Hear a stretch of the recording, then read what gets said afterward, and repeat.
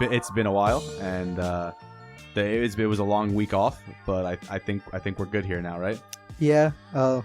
Little happy to be back. A little sad to talk about what we're gonna be talking about tonight, but I mean, what could we talk about that would make you so sad to talk about? I can't put my finger on it. there's actually a couple things. It's not fun. Yeah, I mean, we've had 2 weeks basically to sort of take in everything that's happened in the sports world, marinate in it, and a lot of not good for you. So much bad luck for me and my team. So much. All right, guys, welcome back to another episode of the No Cap Sports Podcast. I'm your host, Chris, joined by my co-host. What's up, guys? It's Zach. It's Zach. And this week we're going to try something a little bit different. We're going to let the newbie. Yeah, the inexperienced one. We're going to let him take the reins, and we're going to see how this podcast turns out. I hope it's good. Let's do this thing. He's ready. I've checked his vibe. And his vibe was good. Yeah, our vibe checks are on point today, guys. So, all right, Zach, where are we going first? UFC, of course. Let's get that out the way. All right, so I think one of the biggest things with the UFC that's been announced recently has been the official announcement of Conor McGregor versus Cowboy Cerrone. Yeah, this is a good fight for McGregor, a horrible fight for Cerrone. Like I was hoping Cowboy would have been done after the last one. I don't think he needs another fight. He doesn't need to get knocked out again. That's the biggest thing. Yeah, and I think this is just basically we want Conor to come back and win. So we need to give him somebody who has name recognition, but we know won't get the win. But you see where the weight class is at? Yeah. At welterweight. Yeah, so, I mean... I'll tell you right now what they're setting up for. Because he's playing it smart. Both McGregor and Dana White are playing it smart here. What they're going to do, they see Cerrone as he just lost his last 2 fights, getting knocked out in both. Or TKO, technically, a doctor stoppage, but still, he was getting worked in that fight. And last fight against Gaethje, he got knocked out in the first. So, what they're doing here, they're like, okay, we'll fight you at welterweight against Cerrone. Cerrone's lost his last 2.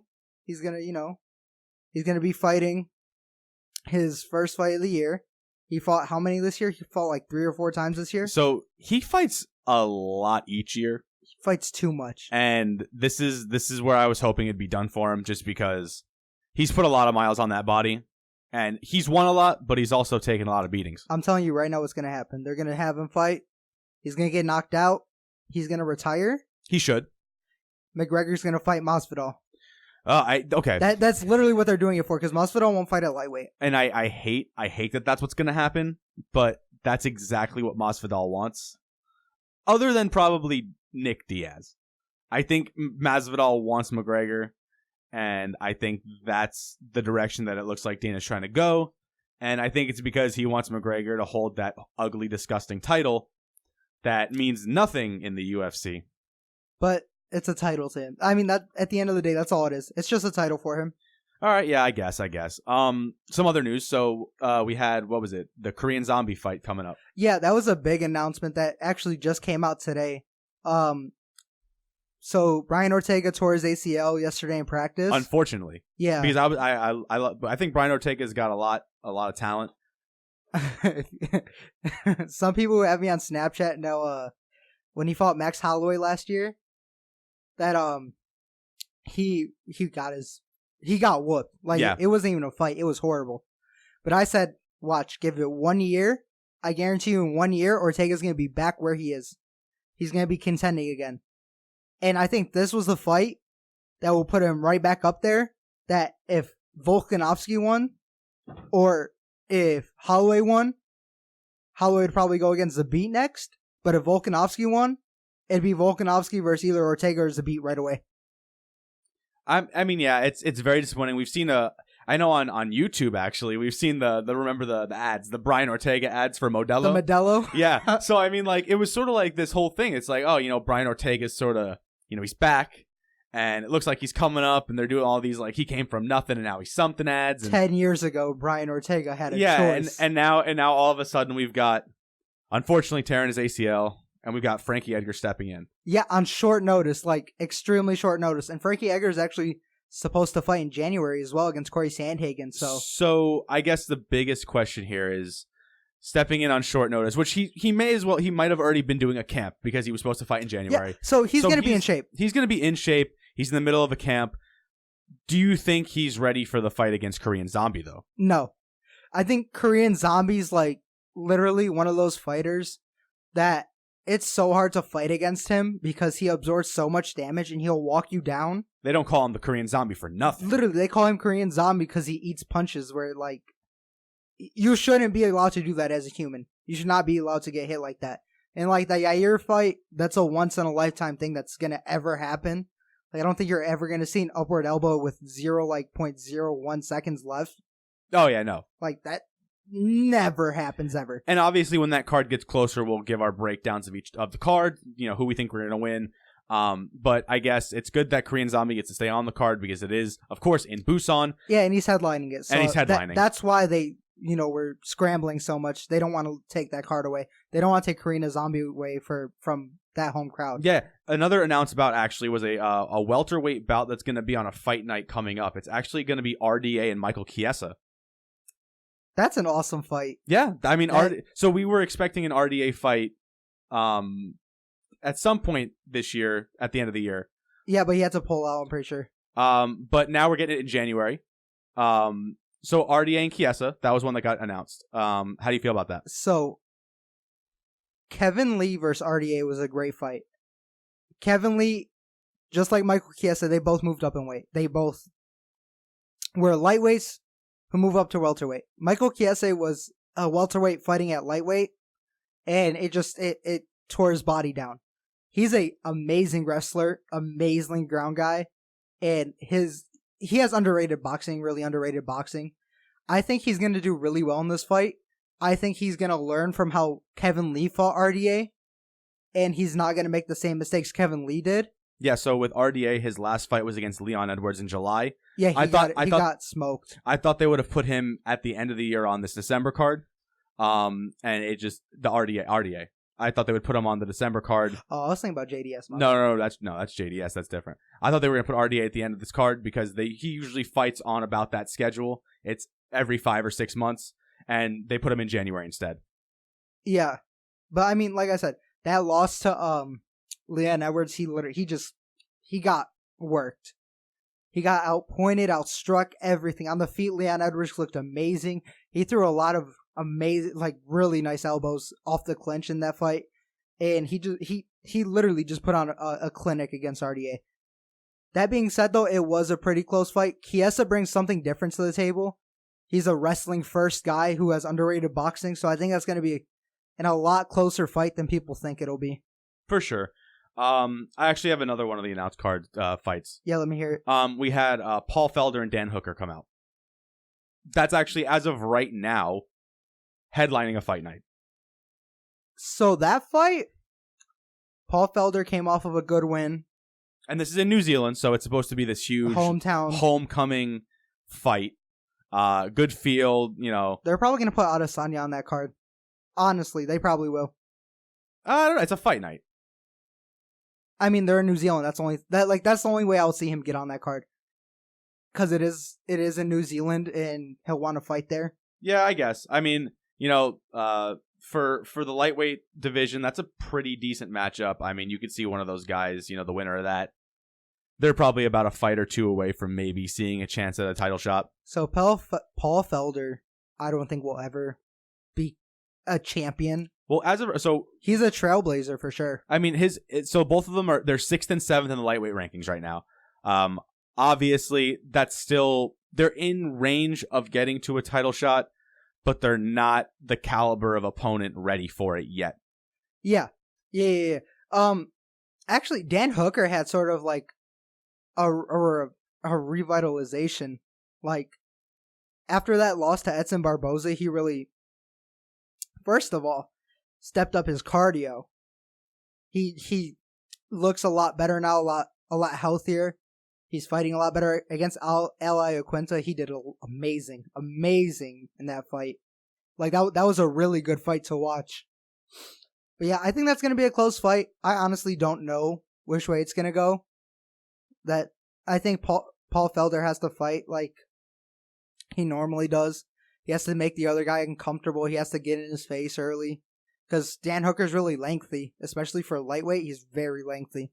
I heard you had another fight that was that's coming up.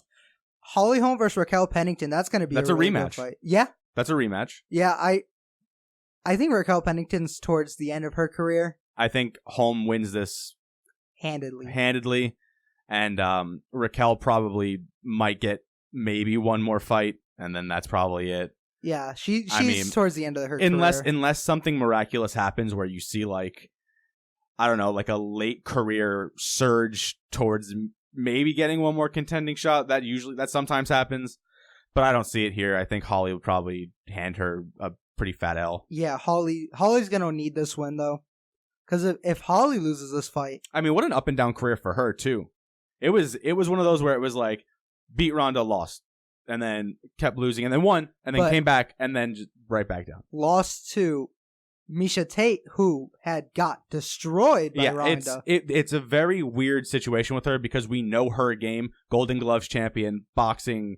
You know, she hits you. That's what she does.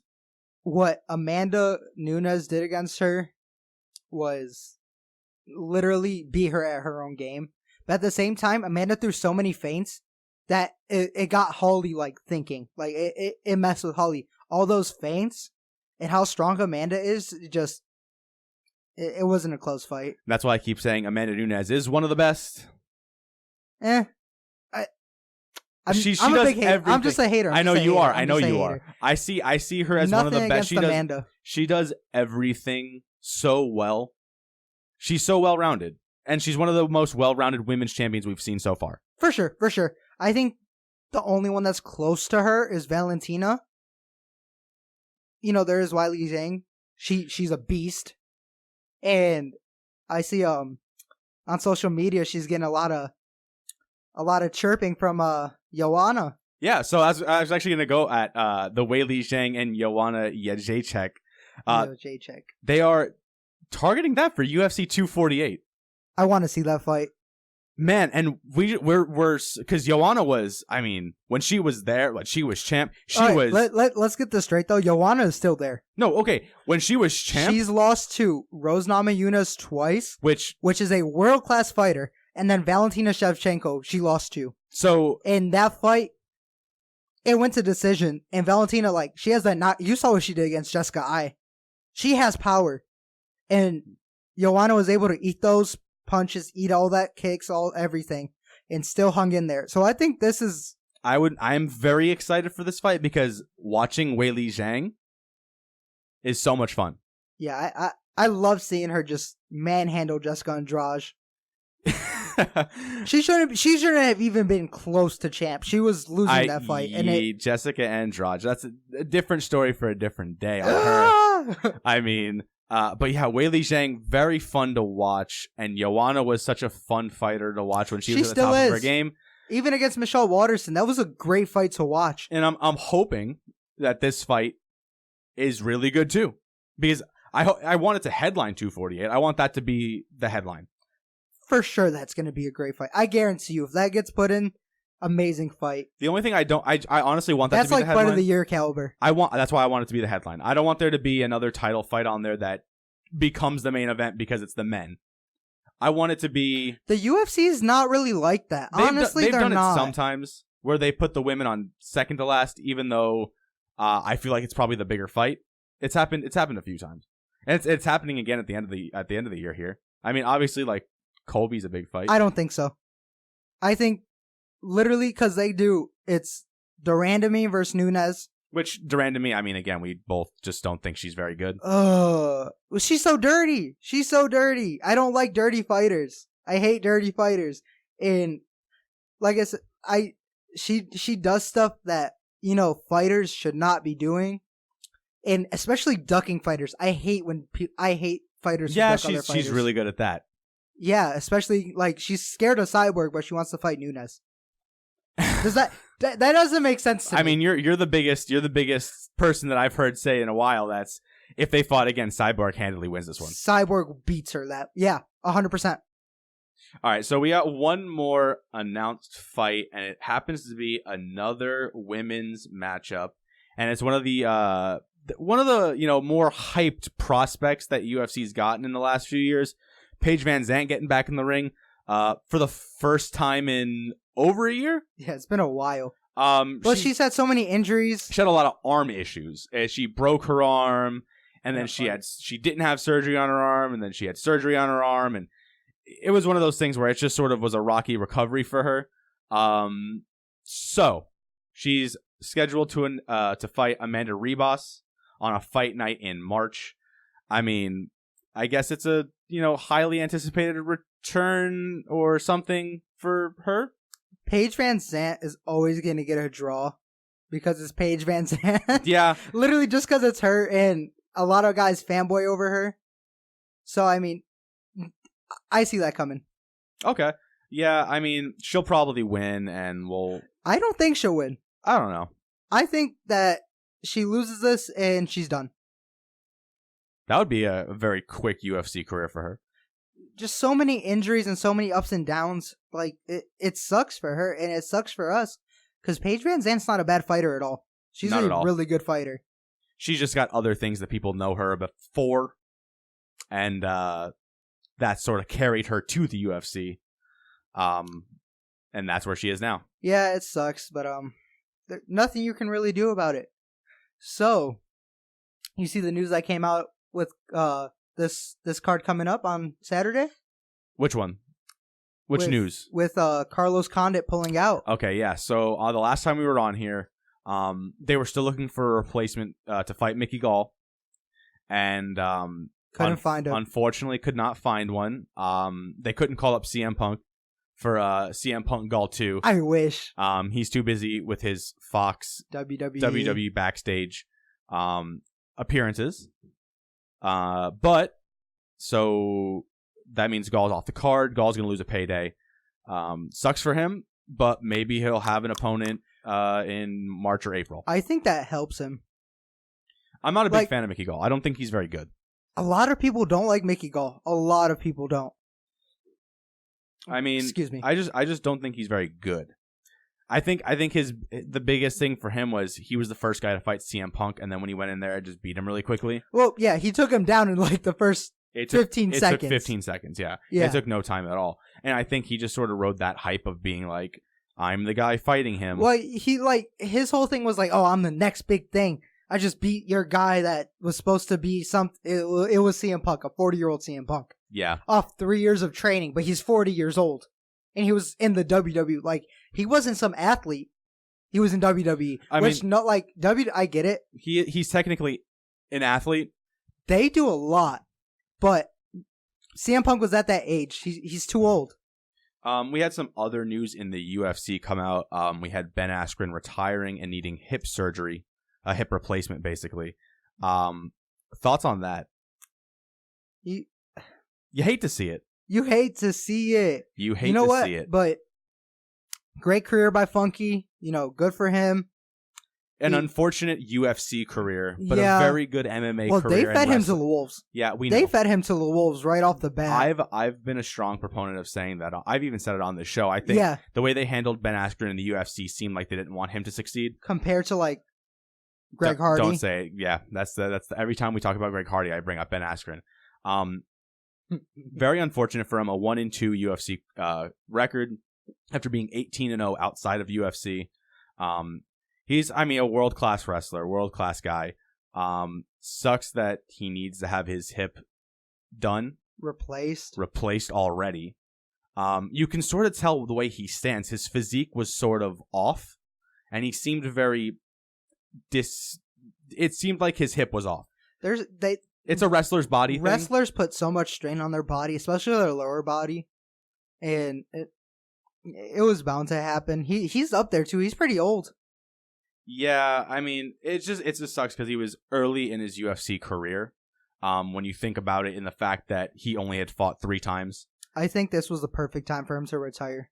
Yeah, I don't think after being 1-2. Yeah, he shouldn't have gone any further. Not at all. Not at all. And then I guess any other news come out?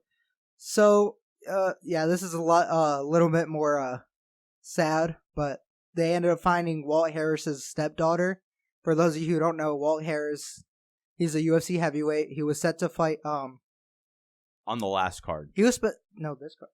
Oh, it was this one. Yeah. He was set to fight Alistair Overeem. He was the first one to. Sorry, that was my mind is still on. We did the show 2 weeks ago, and we projected that card last week. Yeah. So I'm always thinking that the fight happened already, even though we haven't we watched did it early. We haven't watched the fight yet, so I just think it happened because we predicted for it already. Yeah. So he was supposed to fight Ubereem. Yeah. But he had to withdraw because his daughter ended up going missing. His stepdaughter ended up going missing, and news came out that they found her body. She did not live, but prayers up for Walt Harris. Hopefully, he'll make a return back in 2020. But yeah, prayers up. Family. It's gonna be tough. It's a tough thing to come back from. I think taking a year off, we might see him maybe 2021. He might be done with the UFC. I don't know. It's one of those things where you don't know how you're gonna handle it. You might see it, become a driving force for him, but yeah, he could out of nowhere pull this just trailblazing streak of just wins, and you might see him contend. But I mean, there's a good chance that he might just come back flat, and you're looking at a guy who's probably going to be done in a few years. No matter what, just prayers to his family and to him. The biggest thing is I want him to have peace within himself, have a good life, and live it to the fullest and recover from this the best he can. Yeah, he's gotten a lot of support from the UFC too, from everybody in the UFC. Like, everybody. Even the most hated of fighters have came out and said, wish you the best, with prayers for you and your family. So he's gotten a lot of support. And you'd love to see that. And then how about Darren Till? So what was something that Darren Till had sort of talked about this week? Oh my God. We love Darren Till.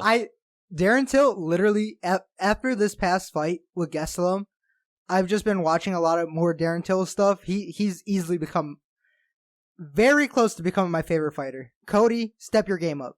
Because Darren's like right there. And I don't want him to pass you up, but it's looking bad. What'd he say? He wants to fight Robert Whittaker. That's not he smart. Called him out. It's not a good call. Darren, You know what? Darren, we love you. Darren, I know. What Darren's got now is so much more confidence and so much more a weight's been lifted. And I love seeing that. He's already called out Yoel Romero. He just called out Rob. And now he's saying he wants to fight Izzy too. He's shooting for the stars. I mean, he's definitely taking a shot.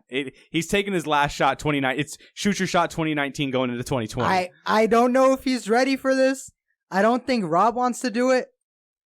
Rob doesn't need to do it right now. I think Rob should just focus on himself and getting his health up. And he's coaching at a gym. He's coaching classes at a gym, which is really good. I think Rob just needs to keep doing this thing, not fight yet. Middle of 2020, he should fight. Darren, anybody else but Rob or Yoel, please. Well, we've had a little bit of news come out saying that they're talking about Cannonier Whittaker for March. Ooh, I like that fight.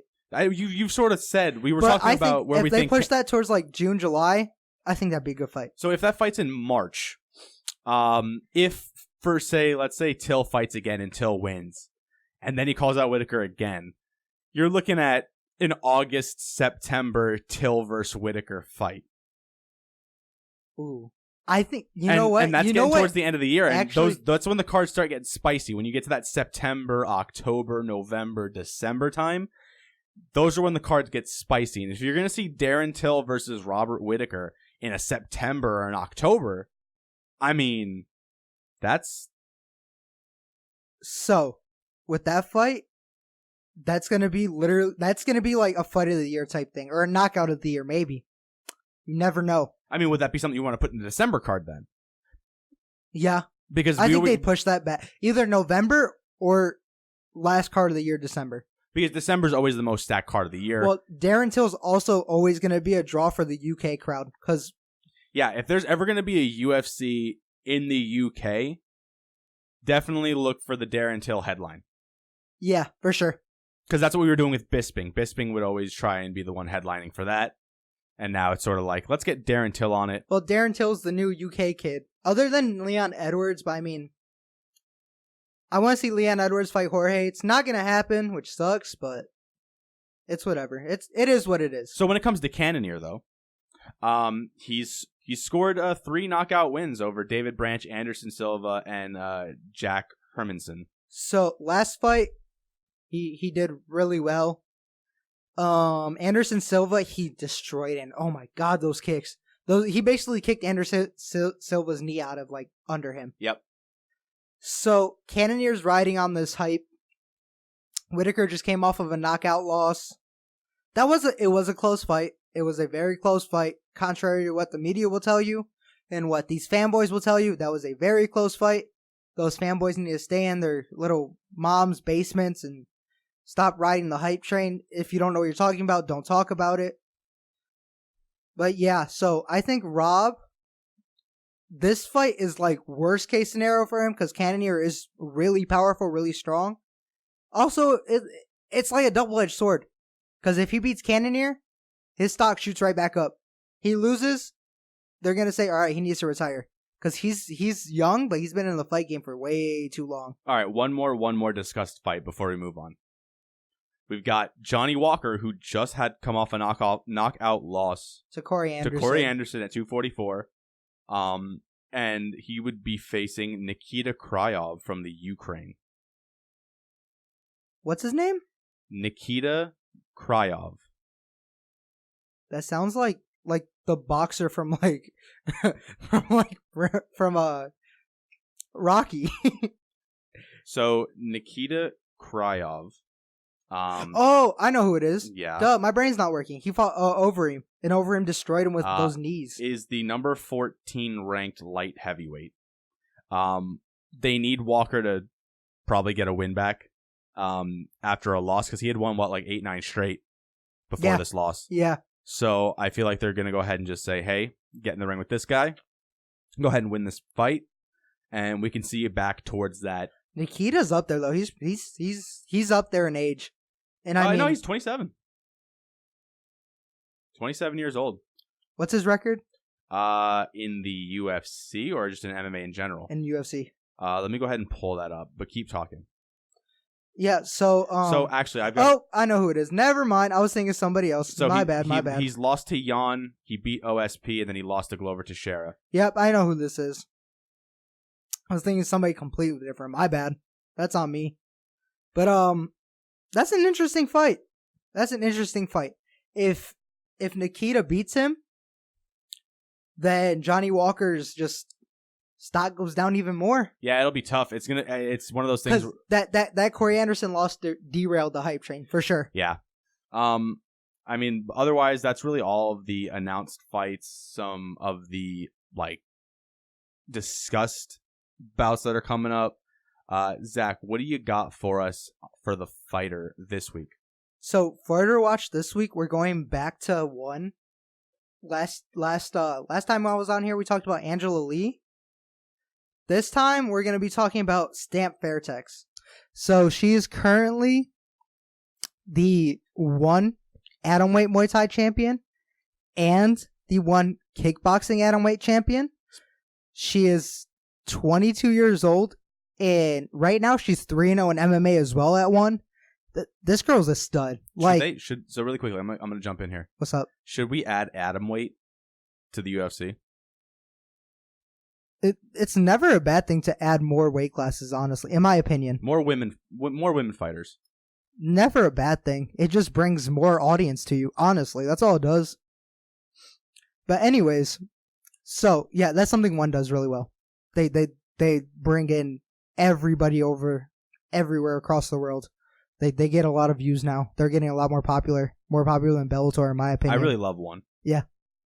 So she was discovered actually by Rich Franklin, which, if you guys don't know, Rich Franklin was a UFC guy, UFC vet, won championships over. He's an awesome guy. He found her. She's based out of Thailand. She has her own gym in Thailand. And her kickboxing record, she was 63-15-5. She's only 22 years old. She started kickboxing and Muay Thai when she was very, very young, at a very young age. Her last fight was against B. Nugent or Nugent. Win. Yeah, say it again. Win. B. Win. And MMA.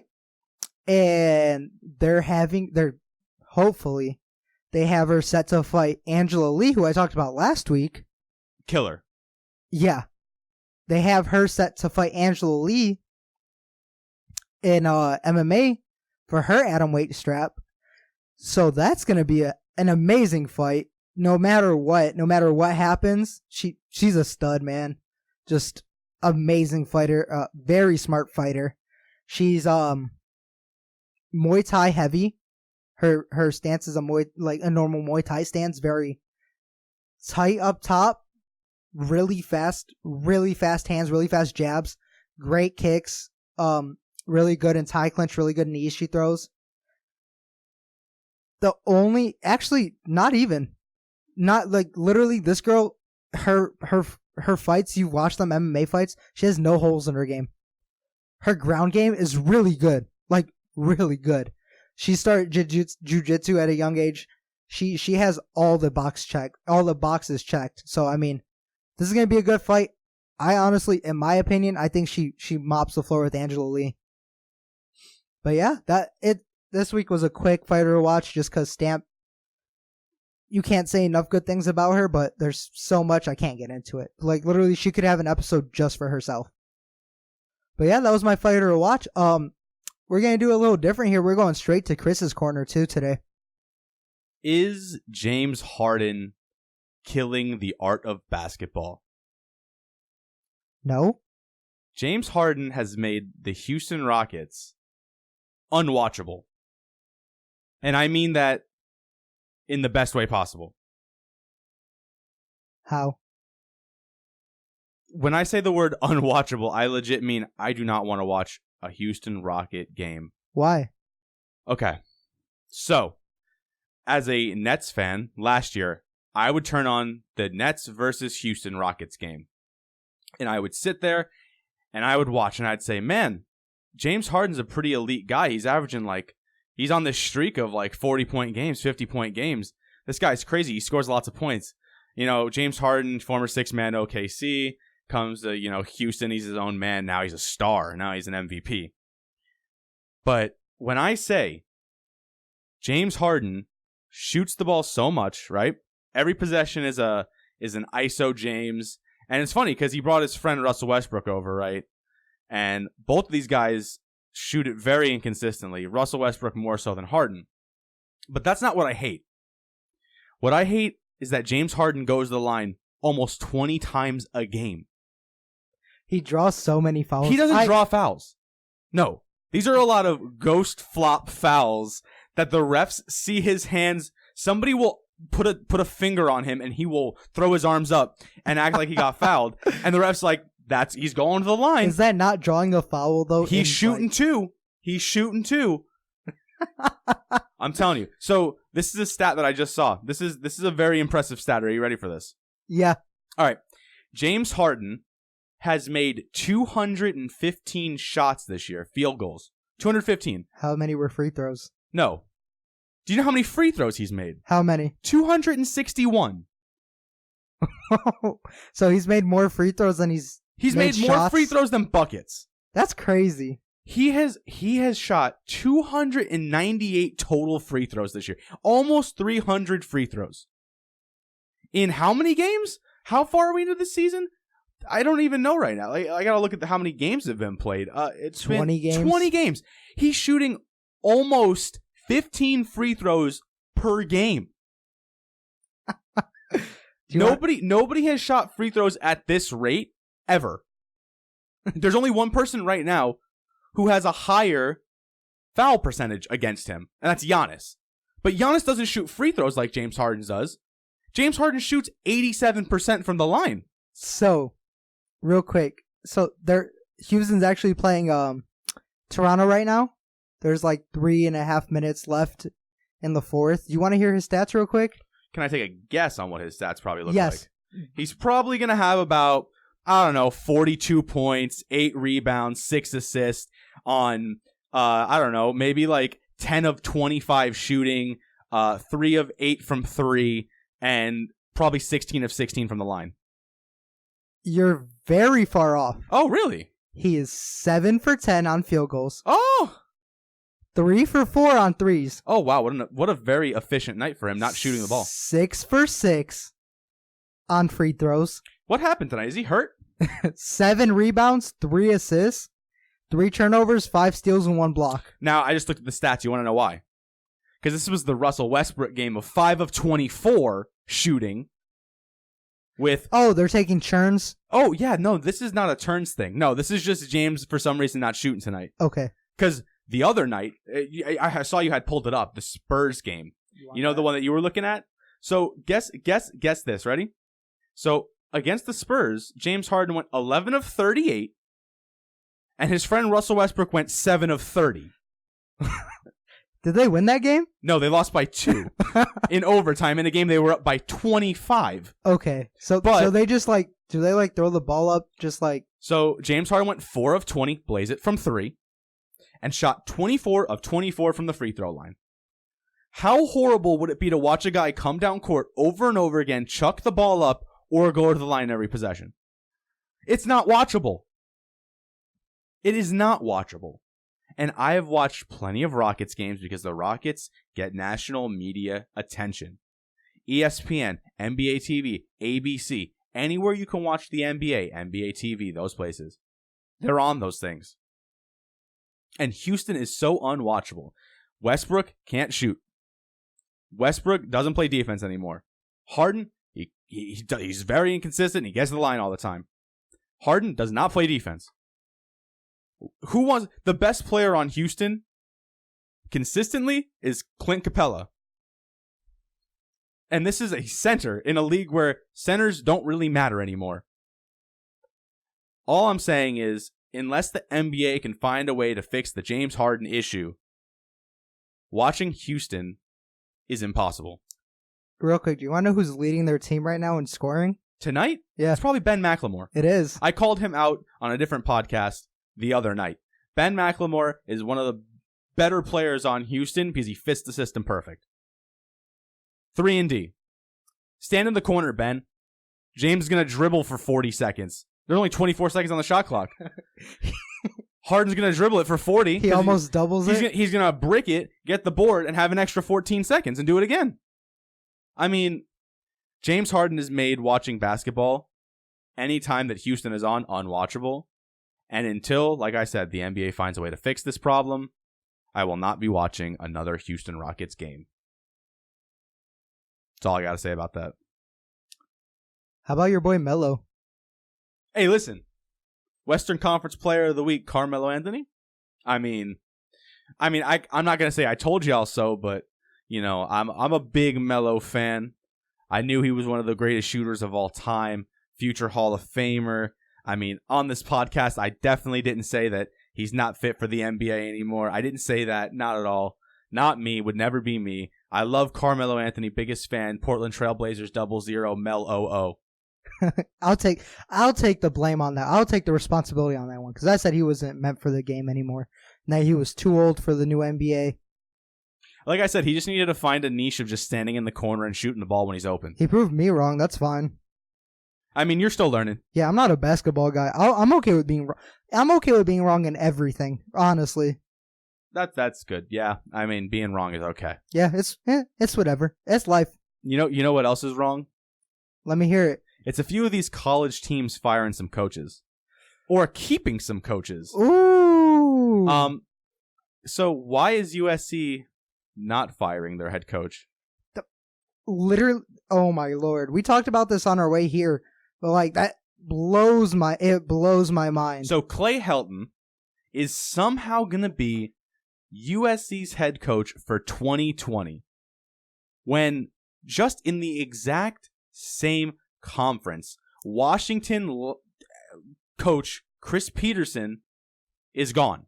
He's going to be replaced by Jimmy Lake, too. So Chris Peterson, if he just goes to USC probably wins 11 games next season. So It sounds more of like Chris Peterson's retiring because he's stepping into a leadership advisory role within the athletic department.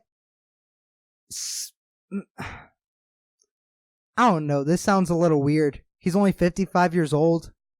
He's 146-38 at Wisconsin. So, okay, back to USC real quick. So Clay Helton is a guy who Washington, excuse me. I'm sorry. Yeah. Clay Helton, I'll give him credit for this season. He had to go through 3 quarterbacks and play different ones each week because of injuries. But USC has underperformed a lot, and USC is not one of the top Pac-12 teams at the end of the season. And for USC, that's a disappointment. This is a team that, when you think of USC, you think of Pete Carroll, Reggie Bush, and all the guys that came in there to play quarterback, Mark Sanchez, the list goes on. Sanchez. I just wanted to shout out my boy Mark Sanchez. Dirty Sanchez. That's what we called him at Philly. Listen, that's probably one of the best backup quarterbacks of all time to win a playoff game. I forgot you're a Jets fan. You're talking to the guy who drafted him 5th. The butt fumble. Listen, all right, anyway. All right, you guys ready for the next one? All right, no, hold on. So I want to talk about, really quickly, we already went over that Florida State fired Willie Taggart. But if Chris Peterson wanted to coach, I'm going to say it on this podcast right now. Chris Peterson, if you do want to coach a team and you want to come and win a conference, come to the ACC. They're arguably the weakest conference. It's a Power 5 conference. It is we did it in the car. We literally went over this. They are. I believe. I'm trying to give you the benefit of the doubt, but they're oh my God, they're horrible. Yeah, you kept trying to say like, oh no, the Pac-12 is, and I was like, yeah, Pac-12's got Oregon and Utah. And this season, those guys are, you know what I mean? Like, it's like, but wait. Who headlines ACC? It's Clemson. Not Miami. It's Clemson. You know the other team? North Carolina. UVA. North Carolina is better than both of them. But like, that's exactly. North Carolina has a great team. They have a great head coach. I know, and they almost beat Clemson this year, but they didn't put it together this year. You know what? That's okay though, because that's just them growing from there. Mac Brown, great coach. Yeah, I mean, I don't disagree with that, especially because I got to watch the ACC a lot this year, even though I didn't want to, because Florida State was a mess. All right, next coach, go ahead. So, Mizzou fires coach Barry Odom. Okay. Mizzou is a fake SEC team. You know what else is a fake SEC team? Bro, I've never heard of them. Texas A&M. Nah, bro, that's a middle of the pack SEC team. I think I've heard. What are you talking? I don't know who you're talking about, bro. Blasphemy. Nobody has ever talked about Texas A&M on this podcast. They're so trash. They don't even exist, bro. They're not even an SEC team. What conference are they in? Bro, they should just go to the MWAC. The MEAC? The Center of the Midwest Atlantic Conference. AAC. God. Send them to the AAC. So, anyways, Barry Odom was 25-25 at Mizzou, 13-19 in SEC play, and not great. He finished 1-5 this year. He finished the year 1-5. Yeah, so not a very good resume. Not at all, and it sucks because this was the Kelly Bryant year. Poor Kelly Bryant. He went under the radar completely. Yeah, he was the guy who was supposed to be very exciting. He is exciting. But I'm pretty sure during the year he got hurt. Yeah. He was out for a couple games. But still, it's depressing to see that his senior year was just mediocrity. I mean, there's been a lot of guys who've had a wasted final year at college. It's like Everett Golson had that. Right? He was supposed to transfer to Florida State, and then he just didn't. There's a lot of guys who they miss out on that senior year just because they go to a team that's disappointing. Yeah, but I think this also has to do with the media. The media played us because literally once Kelly Bryant announced that he was transferring to Mizzou, I think that week Mizzou was ranked like 25th after that. Yeah. I honestly think it was just because they said they're getting Kelly Bryant. So, this hasn't been announced yet, but should Miami move on from Manny Diaz? No. Why? This year was not Manny Diaz's fault. He had two freshmen at tackle. On top of that, he had a true freshman start the season. against one of the best defenses in the SEC. That's Florida's defense. They have a great defense. And even then, this kid still competed. Manny Diaz still was calling good plays. Don't think it was his fault. I think they give him another couple years. I've seen a lot of Miami fans, because we do live in Florida. They are not happy with him. Not at all. They don't think he was a good coach this season. They think he should be gone. I wouldn't be happy with Miami football in general. I think that's where most of it comes from. Like, literally, you guys, Miami's culture is we're still the bad boys of, you know, of the NCAA. We're still those rough and rowdy troublemakers. You know, we got the turnover chain. We got this swag to us. Miami has no swag anymore. So I think a lot of this also comes from the quarterback situation, as we were talking about. In the preseason, everybody was like, "Oh, Tate Martell." You know what? Tate Martell took it with a grain of salt, and he took it on the chin. And he went to play wide receiver. And he was a team player. Yep. But he was a team player. That's the biggest thing. He wanted to help where he can. And then it came out that Jaron Williams was going to be the starter. And he's the guy he was the freshman quarterback for them. And then the backup was going to be N'Kosi Perry.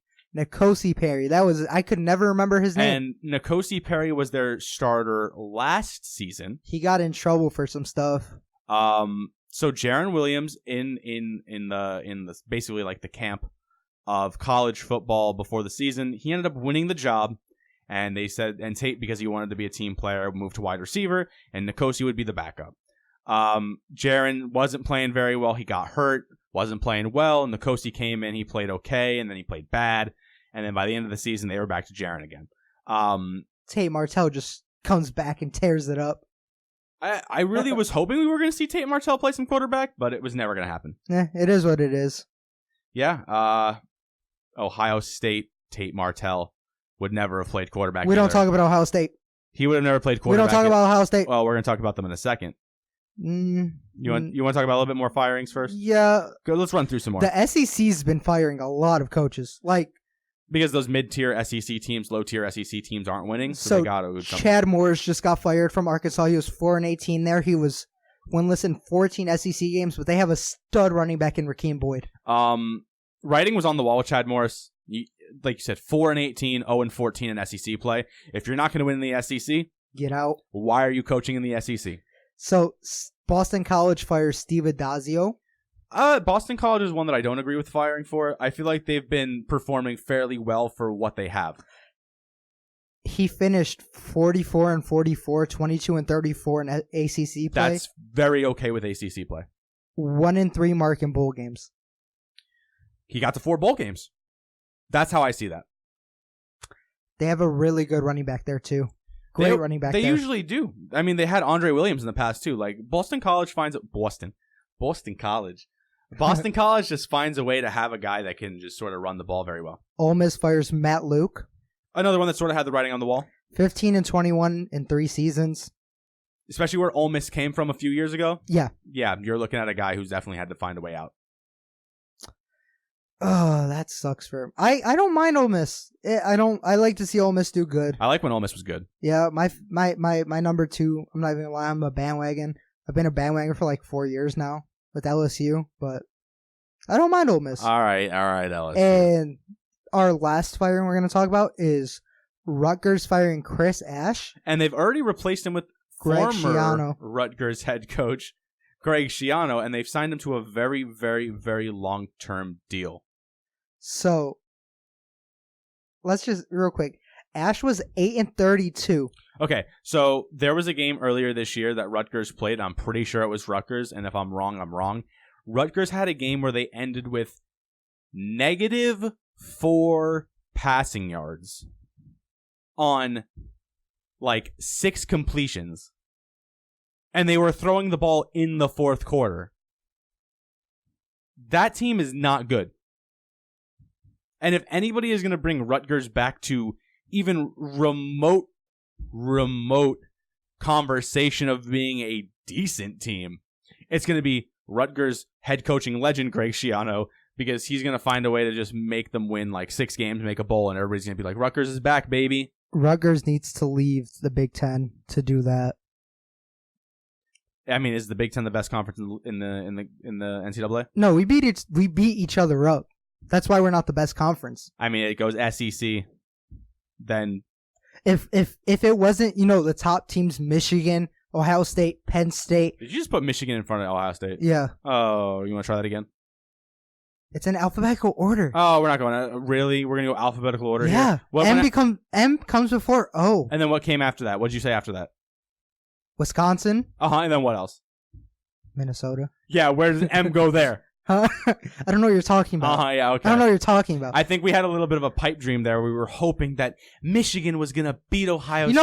You know what? Let's talk about it. Who's texting me that game, huh? Let's talk about it. Who's texting me that game, huh? I was watching it. Yeah, you were watching it. You remember? Yeah, you had both your eyes on that game, huh? Chris, you don't watch Michigan play. You don't watch Shea Patterson throw the football. Oh, I watched the game. Yeah, he did good. And Shea Patterson played a pretty good game. Shea Patterson played a pretty good game. But that's not what we're going to talk about. All right, you ready? You ready to strap in? You ready to buckle up here? I'm about to buckle up, and I'm going to let you take the wheel here. Because I'm going to sit back, and you're going to talk for about 2.5 minutes here. All right, I want to hear you vent, baby. Let's get it. You don't want to hear this. This is going to be rough. Which, by the way, if you guys didn't know, the Ohio State University defeated Michigan handedly with the 15 men on the field each play. The refs. Oh my God. Every single year, every year, same narrative. Oh, we smacked you guys up. Oh, this isn't even a rivalry anymore. Yeah, when you got refs on your side, it's never going to be a rivalry. So they were in the back-to-back touchdowns that they scored. No offensive pass interference. Both times there was a push-off. So this game was played at the Big House. Yeah. But Big Ten refs are literally probably the worst refs in the NCAA. And they are horrible. And the game finished 56-27. For those of you who didn't know, Michigan lost by 29 points. Yeah. Yeah. I literally got up in the beginning of the fourth. After that turnover in the fourth, I got up and I was like, I'm done. Not watching this anymore. I can't. So what do you think went wrong? A couple things went wrong. First of all, dumb penalties. Horrible dumb penalties. Dumb penalties killed us. We had them on a 4th and 2 and 4th and 1 actually. And they're punting. We jump off sides. Gives them another set of downs and a first down and they scored. Kills us. Fumble. Kills us. So when I look at a box score and the first thing I see is a running back with 31 carries and 200 plus yards. And 4 touchdowns. Yeah, J.K. Dobbins, he torched us. J.K. Dobbins torched. And then when I also look at the box score and I see the best wide receiver on Michigan with 12 targets and only 3 catches. He dropped 3 passes in a row. That game was just ugly to watch. Donovan Peoples-Jones, his hands looked literally not even bricks. Butterfingers. Straight butterfingers. But there were a lot of plays that they didn't call any pass interference. Nothing. Jeffrey Okudah, or whatever his name is, Okudah. Yeah, Okudah. Who cares? I don't really care. You're not going to be able... In what realm are you allowed to climb on a receiver's back and swat the ball down? And the refs look like, oh, that's fine. Yeah, that's fine. And then one other thing that I see when I look at the box score, Michigan relying on Haskins over Charbonnet. Haskins didn't do bad in this game. No, Haskins averaged 6.5 yards per carry. He didn't do bad at all. Our run game, our passing game looked so good. Shea looked so good and looked comfortable in there, and he was making the right plays, right calls. He didn't have an interception that game. Yeah, he did. He ended up with towards the the end. Towards the end. I think the thing is, I'm talking about when it was actually close. It doesn't. First 3 quarters, first 3.5 quarters. It doesn't look good for Shea if you just read a box score because he completed less than 50% of his passes. He threw for over 300 yards. But only had 1 touchdown and the 1 pick. Under 50% completion percentage. It doesn't look good as somebody who didn't watch the game. But if you watch the game, you know the passing game in the first half looked really good. Not even just literally what killed the freaking refs, man. That was such a horribly officiated game that even people who don't like Michigan are like, yeah, you guys sort of got robbed there. That sort of wasn't fair. It doesn't make sense. Why are you going to let this team get beat up every single year and just make the Big Ten look bad? And then one last thing from this game. The number one player in the nation, Chase Young, held got without shut a down. stat. He got shut down. Held with 0 tackles, 0 sacks, no stats whatsoever. That's a big takeaway though from our offensive line and how our offense was running. We just shut down the number one kid in the nation. We didn't have to double team him. Speaking of number one, on one-on-ones, he got mopped. Speaking of a number one, we're going to talk about the former number one team, Alabama, taking a loss again to Auburn in the Iron Bowl. That made me sad. Why? Because I wanted Auburn. I wanted Alabama to win. I like Alabama. I don't mind Nick Saban. I know a lot of people don't like him. I don't mind him. Nick Satan? You guys are so mean to him. No, I don't mind Saban either. I think Saban's a good college coach. He's definitely not cut out for the NFL. Very smart college coach. He's a very smart guy. Knows what he's doing. And the fact that he can use basically any quarterback and his teams are basically in every game, that's always something that's special. It's just unfortunate that this year Alabama's defense didn't look like Alabama's defense usually does. I think the biggest takeaway from that game too is, obviously that was a close game, but it's a good thing they didn't win that game. Take the bowl game. Looking towards next year, just develop your quarterback, develop your offense. So get that defense right and just... I think the craziest thing is the narrative switches. Because if Bama wins that game and Georgia then loses the SEC championship to LSU, which Bama's is going to happen. Bama's in. And everyone's like, oh, Bama made it. Bama did it again. Bama SEC bias. Bama losing, Auburn jumped a little high, but it's not going to change anything because Georgia and LSU have to play. And then it's either going to be Oklahoma or Utah that make the final top four. Yeah, so let's go through our top four real quick. All right. After this week. So after this week, or who we think will finish in the top four? We'll do... Because after let's do who we think will finish, yeah. Okay, so we'll keep four for last. So number one, who is your number one team? LSU. Okay, well, it's going to be Ohio State. I know what it's going to be, but LSU deserves it because more. They have a better record. Because Ohio State just so happens to be number one right now. Track record this year, their season, their strength of schedule, a lot better than... And especially because LSU is going to have to face Georgia, who is a top-ranked team right now. Top four. But Ohio State has been number one the last 2 weeks. LSU only had it for a week. I don't understand the college football committee. I really don't. But number two... LSU, Ohio State. They're interchangeable. To me, they are. So number three. Clemson. Clemson is only going to be number three, and I've said this over and over again. Because number four is going to be a one-loss team. Because they're undefeated, and they're going to win the ACC. Number four is going to be a one-loss team, and that one-loss team for me is going to be Oklahoma. Yeah, I was going to lean Oklahoma too. I do think it's going to be very, very tough, though, that if for some reason Utah comes out and just absolutely mauls Oregon, it's going to be hard for Oklahoma to jump Utah. So I would love nothing more than Justin Fields versus Jalen Hurts, because I know Jalen Hurts has a good chance of beating Justin Fields. Jalen Hurts would smoke Justin. See, and that's what you would want. Yeah, because you don't want Ohio State to win. Because then what's your national championship going to be? Joe Burrow versus Jalen Hurts. The ex-Ohio State kid who's doing great against the ex-Alabama kid who's doing great. Love to see it.